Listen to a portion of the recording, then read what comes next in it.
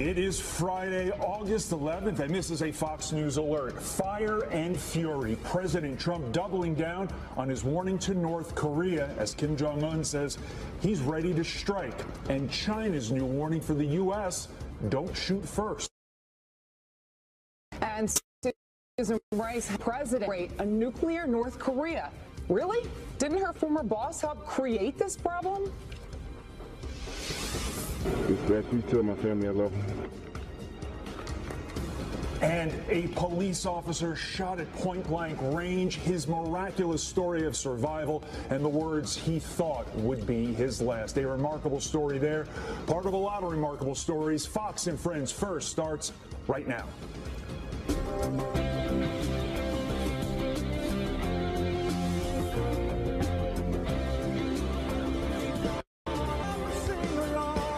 Though President Trump doubling down on his fire and fury comments. He says it wasn't tough enough, and China issues a warning to the U.S. overnight. Don't strike first.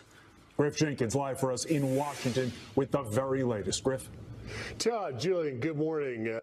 As that North Korean threat of 4 intermediate missiles being launched into the waters near Guam looming large, the president's not backing down. He not only reiterated his warning yesterday to Pyongyang that he would unleash fire and fury, he now says maybe that didn't go far enough. They've been doing this to our country for a long time, for many years. And it's about time that somebody stuck up for the people of this country and for the people of other countries. So, if anything, maybe that statement wasn't tough enough. And when it comes to the question of whether the president is considering a preemptive strike, he was tight-lipped. I'm not like the other administration that would say we're going into Mosul in 4 months. I don't talk about it. We'll see what happens. But I can tell you that what they've been doing and what they've been getting away with is a tragedy, and it can't be allowed.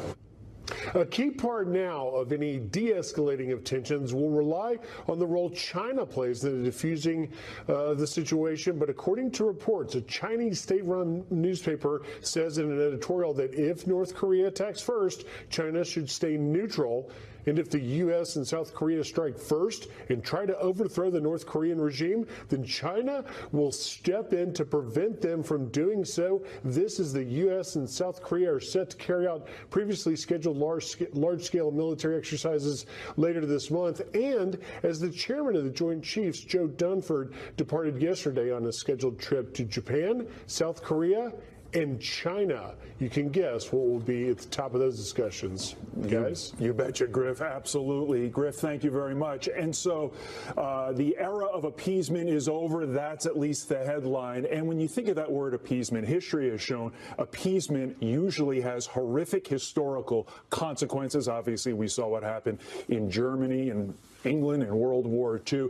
Now the question becomes, will our showing of American might actually work with regard to North Korea? Because, as you've heard many, many pundits say, North Korea is a different, quote-unquote, enemy than we faced in a long time. And I don't know if you feel this way, but this is how I feel. Part of the issue is you just don't know right now how North Korea is going to react. You don't know how they're going to react in general. You don't know how they're going to react to what President Trump has to say. And in fact, yesterday, he actually spoke to reporters twice. Let's take a listen to what he had to say. We are preparing for many different alternative events at North Korea. If he has disrespected our country greatly, we'll always consider negotiations, but they've been negotiating now for 25 years. Look at Clinton. He folded on the negotiations. He was weak and ineffective. You look what happened with Bush. You look what happened with Obama. Obama, he didn't even want to talk about it. But I talk. It's about time. Somebody has to do it. And so if you're wondering whether or not the policies of the past are over, President Trump just articulated yes, and General Jack Keane on our air echoed the same sentiments. The president is totally fed up now that he has all the facts in terms of what the last 25 years have been like with the Kim dynasty. He knows full well that his predecessors, through policies of negotiations, diplomacy, appeasement, and accommodation, have brought the Kim dynasty to the point now where they're nuclearizing ICBMs that threaten the American people. And that certainly has frustrated him, and he's fed up with it. And he's clearly sending a signal to this leader that I intend to deter you because I have, one, had the capability to destroy you, and I had, two, the intent to do it. I am not going to permit you to do harm to the American people. One of the things I liked hearing yesterday was when President Trump said, "I'd like to denuke the world." To me, that's a sense of, okay, he has this under control. I can trust that I don't have to be scared at every moment of the day. Right, that this isn't some erratic leader who wants to see nuclear war. This is an individual who, like you said, wants to get rid of nukes, but we are not in a situation where we can do that. At least that's what you and I think. Susan Rice has a different take on all this. Yeah, that we might need to tolerate nuclear war. Let's put up her quote from the New York Times op-ed. She writes, "But war is not necessary to achieve prevention, despite what some in the Trump administration seem to have concluded. History shows that we can, if we must, tolerate nuclear weapons in North Korea the same way we tolerated the far greater threat of thousands of Soviet nuclear weapons during the Cold War." And my only response to that is, nowhere did the president or our administration say we are going to war. We have basically said this is going to be our approach. We're going to be strong in the face of this bully. And her reference to war, we are not even close to there yet. And also to keep in mind, General Anthony Tata reminds us who Susan Rice is. Take a listen to this. I think she has no idea what she's talking about. She was utterly incompetent as the NSA. She led us down a path with Iran that modeled a nuclear deal after what President Bill Clinton did with Korea in 1994 that resulted in what we've got today. And I think Susan Rice has all the credibility has no credibility. And so for her to say that, strategic patience, they ignored it for 8 years. And then on the way out, President Obama said to President incoming, then-elect Trump, here's something that you're going to have to deal with. And finally, the president's dealing with it as he should, and he's not going to kick this can down the road. Expect to hear a lot of experts talk on this in the coming days. We have a real expert on the region. She was both born there and is now an expert on Korean-U.S. relations. She's coming up in our next block. Excellent. All right, let's get on to some other news of the day right now. Beginning with this, the Pentagon now revealing that U.S. troops have recently come under direct fire in northern Syria. A military spokesman says it's not clear who was doing the shooting, but no one was hurt. There have been clear direct fire engagements that have not resulted in injury. We are prepared to defend ourselves if required. U.S. forces did not return fire. Since March, U.S. Special Operations Forces have been in northern Syria to help keep the peace after ISIS was pushed out. A Canadian diplomat in Cuba now being treated for the same hearing loss symptoms as a group of American officials. Earlier this week, a U.S. investigation revealed our diplomats were attacked with an advanced sonic weapon that operated inside or outside their homes in Havana. In retaliation, the U.S. expelled 2 Cuban officials from their Washington embassy. Cuba denies any involvement. Such a bizarre story there. Today, Russia will fly another spy plane over the U.S. days after buzzing over D.C. and President Trump's New Jersey golf course. U.S. officials say Russia is using the flights for propaganda purposes and to spy on things like our nuclear plans. But the legal mission is all part of the Treaty of Open Skies that allows unarmed surveillance flights over the territories of its 34 participating nations.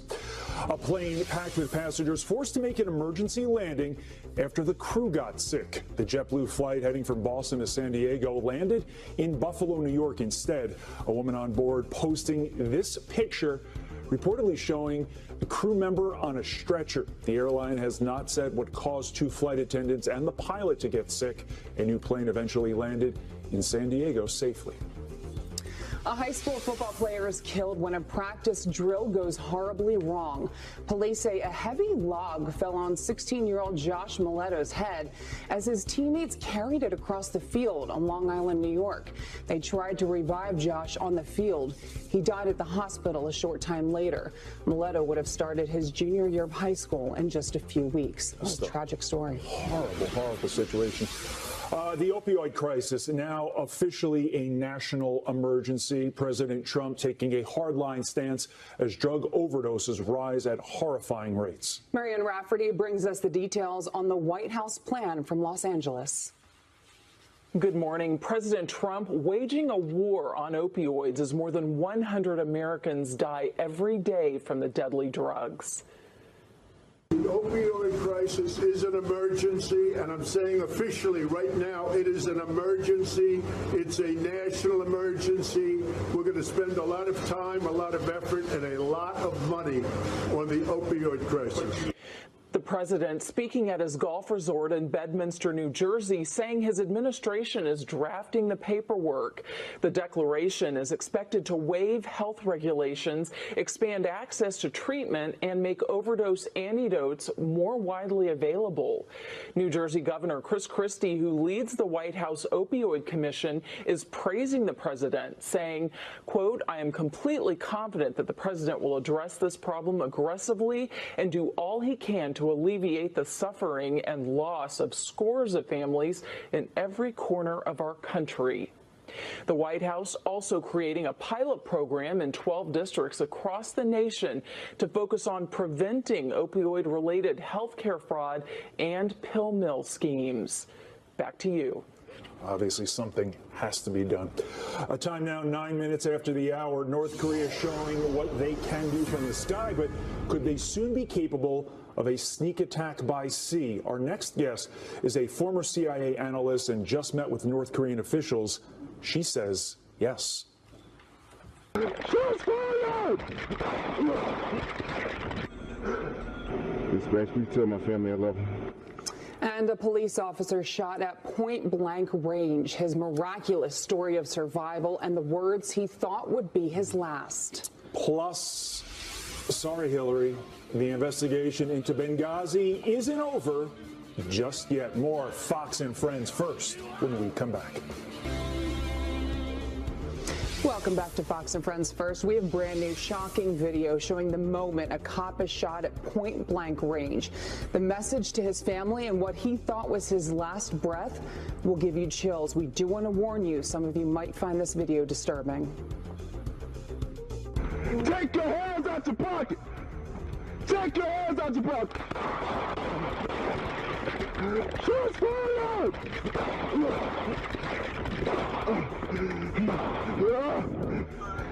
Dispatch, Echo 7, I'm hit.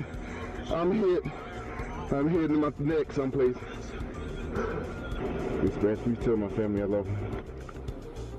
I have chills right now. South Carolina officer Quincy Smith coming under attack, responding to a call about a suspicious person. He was hit 3 times and was seriously hurt, but managed to survive a life-threatening neck injury. The terrifying video captured on a camera Officer Smith brought himself and placed on his glasses.